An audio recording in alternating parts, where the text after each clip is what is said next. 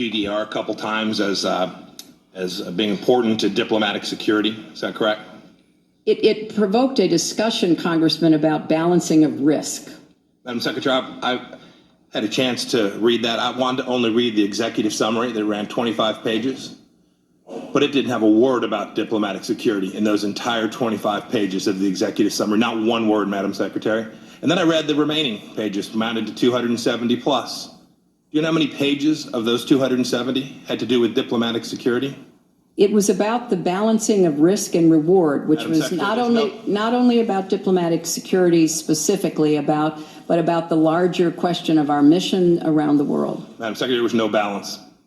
There was 2 pages out of 270 pages. You talked about a lot of things in there. You talked about a lot of improvements. They didn't have anything to do with diplomatic security in any material way in that report. You talked about being disappointed too. I've heard you use that several times. You were disappointed. You read the ARB. Why don't you fire someone?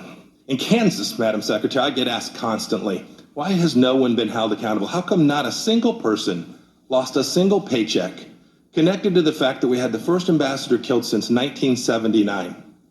How come no one has been held accountable to date?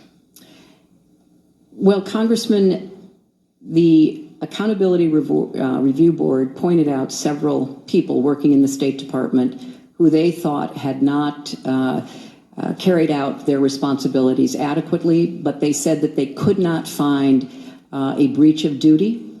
And yes, ma'am. The personnel rules and the laws that govern those decisions were followed very carefully. Yes, ma'am. I'm not asking what the ARB did. I'm asking what you did. I followed the law, Congressman. So that was my responsibility. You're telling me that you had no authority to take anyone's paycheck to cause anyone to be fired. You're telling me you were legally prohibited from doing that. Is that your position here this morning?